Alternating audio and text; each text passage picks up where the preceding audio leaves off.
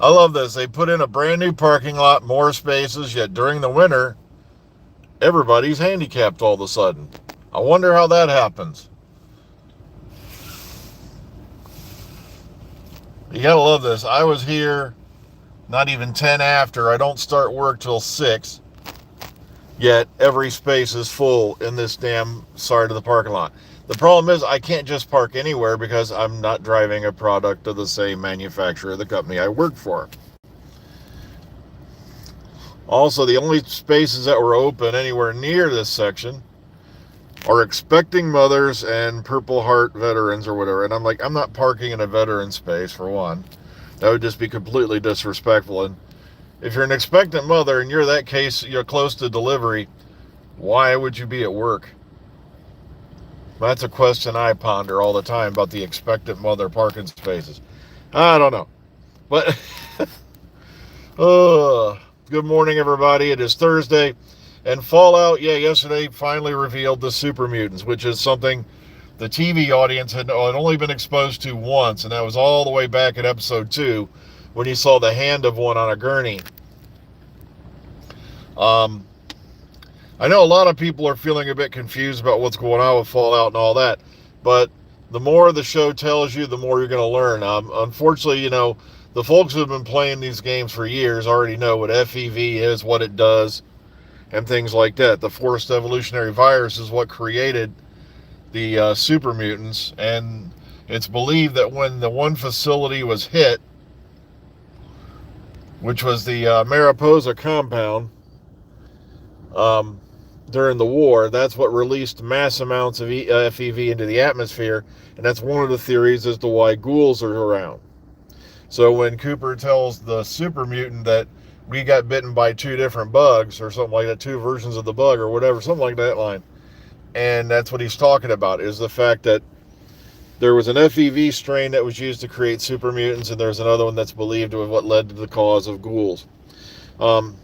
FEV was originally brought about in the Fallout universe because they were trying to come up with a vaccine or a preventative for a new big plague that was coming along just before the war was going to hit. And one of the side effects was, oh, look, we found this variant of it that they used to create super soldiers. Matter of fact, all the way back in season 1, one of the vault ideas the guy said is, we're going to build a vault of, to use things to create super mutant soldiers. That's what they're talking about. All right. So, there was a lot of vaults like that. There was Vault 87. I believe it was one of the more famous ones that was used to create super mutants. Hang on. So, hang on. We've got movement. We've got movement, and it ain't my bowels. Somebody's engine just auto started, which means hopefully they're going to be leaving soon, and they're right in front of me. Somebody's getting cut off. That's the problem also. Now there's a number of people out here circling because they're waiting for the same thing I am, which is a number of people are about to leave. The problem is when they rearranged everything, it used to be you had shifts coming, shifts leaving, and there would be time between then, for things to empty out, and then they stopped doing that. They got everybody coming in and going out at once. Oh, hang on. Somebody thinks they're going to get this space, and they're wrong. I don't care if I got to ram your nappy ass. You ain't getting it. Just keep moving.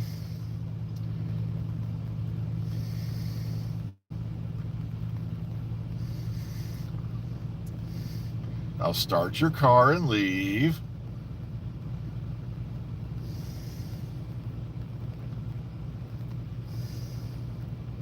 Start your car and leave. They just got in the car. What are you going to do? Say a prayer. Well, then again, it was a woman. I don't think she's going to scratch her balls. All right. So that's why you're staring at my roof. There's movement starting to stir out here, which means I got to be quick on the accelerator. Otherwise, I'm going to be circling this parking lot for eternity. Kind of like the backside of hell. Or, being stuck in line at the DMV. Whatever. It's just as bad. So, for you folks going, I wonder what's going on. I've been watching Fallout. like I said, Doctor Who, I love how you got the one guy trying to blame Disney for what happened with Doctor Who, and it's like, you can't. Disney did not have any creative control over Doctor Who. They could make suggestions. Hang on, there they go. Get out of my way. Come here, I'm going to get out of the way or my car's going to make sweet butt love to yours. Okay, there we go. All right. So a little persistence paid off in that case. And of course, somebody up here is parked way over the line. All right, there we go. Now we're settled. All right. Now I can relax a little.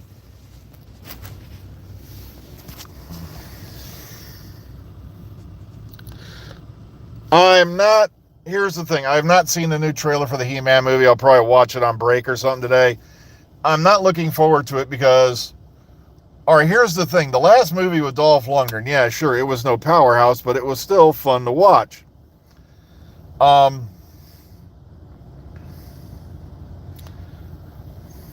Android Invasion. I think that was the last time Ian Marter appeared in Doctor Who as a version of Harry, if I remember correctly.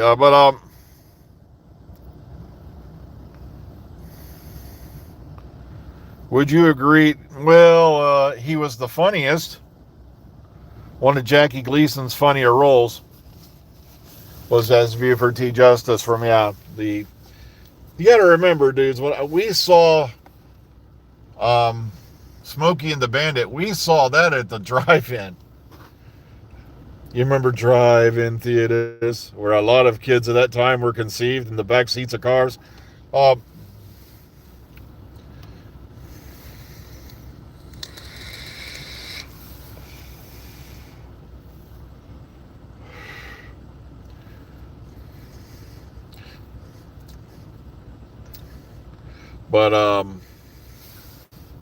Great, I lost my train of thought. Okay, it happens as you get older.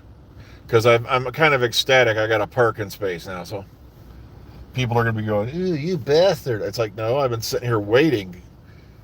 Because if you be observant, you'll see who's leaving when. And even when I get a space, I like to look around and see, notice people when they're leaving.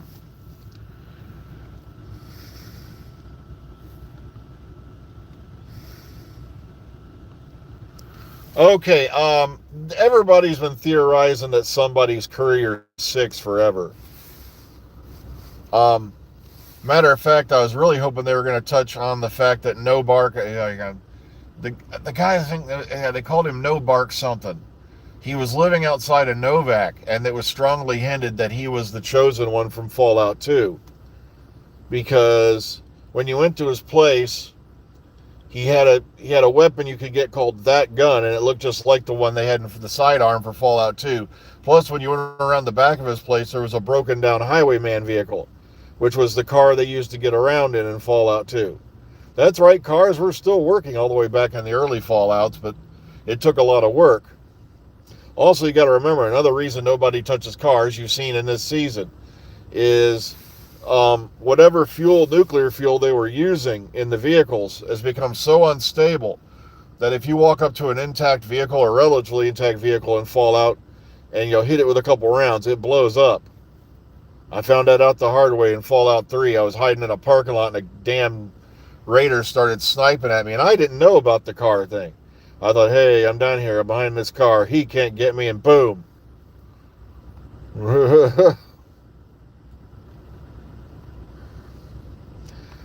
I don't care what Trump did on Epstein Island. I don't know if he did anything. I'm not, one of them guys who has remote viewing ability or anything like that.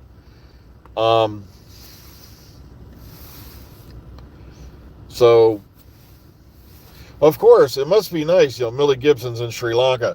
Yeah, it must be nice. You only have to work a couple months of the year and then go spend your time in exotic locations the rest of the year, taking a picture of yourself in bikini, making money. Do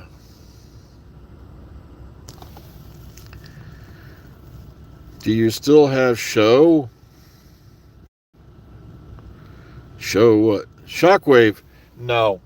Sadly, there came a time in my life when I had to sell a bunch of things or eat. Now, if I didn't sell a bunch of things, I wasn't going to be eating that week. and I had to sell a lot of my G1 Transformers on eBay. And sadly, Shockwave, I think, was one of them, if memory serves. Um,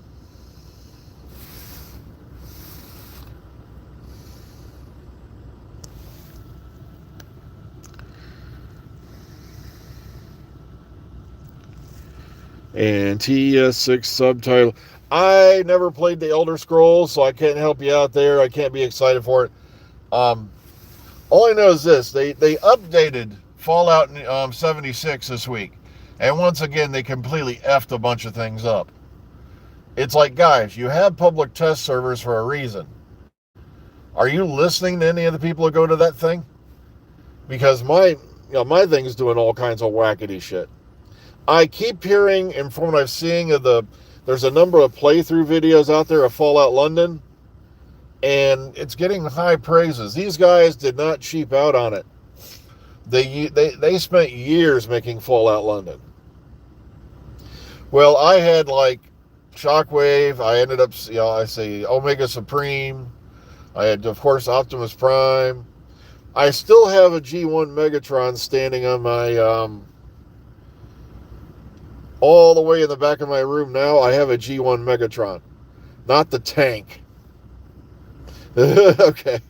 He's been I found him at a flea market. A guy sold him to me for like $5 because he's out of box and all the other pieces were missing other than his scope, which, he wears his diffusion cannon on his arm. Everything else was pretty much gone, so I got him for cheap. I did eventually pick up a new Jetfire, and he's, of course, he's standing in back of my room on the bookshelf. And that's because Jetfire, look up the story of Jetfire. They basically stole the design for the Veritech fighter, aka from Macross, aka from Robotech, and they used it to create a Transformer. And the only time after the suit settled they were allowed to have him animated anyway was for the commercial. That's why you never saw Jetfire in the cartoon series. He later became Skyfire, and it was a whole different design, of course, because they couldn't use the VF1.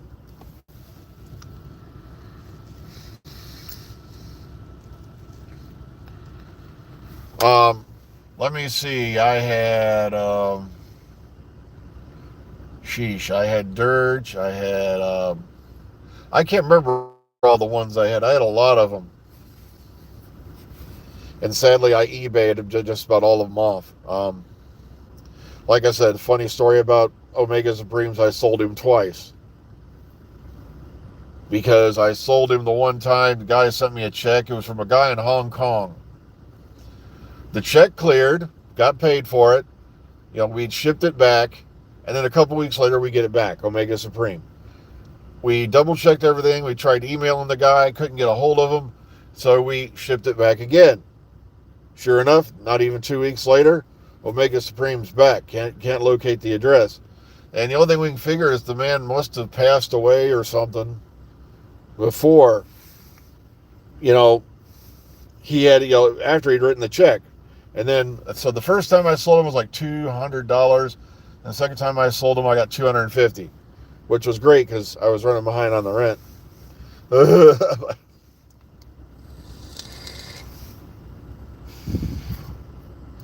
Yeah, I sold my original Jetfire for like $200. Like I said, I now have one I picked up years later, and it's standing in my room right now on a bookshelf. Mainly because, like I said, it was basically a complete ripoff of the VF1 fighters from Robotech, which came from Macross and all that. Okay, so yeah, there's no Doctor Who news. Don't listen to the imbeciles out there right now that are going, I have top secret Reddit leaks. I have top secret leaks too. I'm just glad I make it to the bathroom before they get moist. Ugh.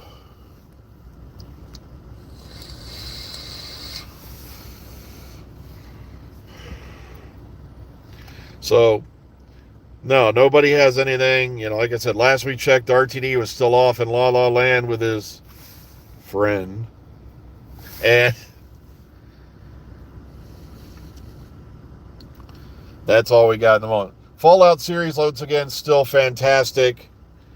I know there's a lot of people pissed because they're doing it once a week instead of letting it all out at once, but... And, of course, yeah, Tom Baker turned 92. I believe Dolly Parton turned, 80? Right now, I can't remember. We all had a whole lot of birthdays this week, so... Well, the thing is, Tharies, I can't blame him because it's funny how many people who have YouTube channels now think they're political commentary experts. So, whatever works. Take care, everybody. I just looked at the time. I've got to get inside. Be kind, be calm, be safe. We'll see you all out here again tomorrow morning. Until then, signing out. Have a good one, everyone.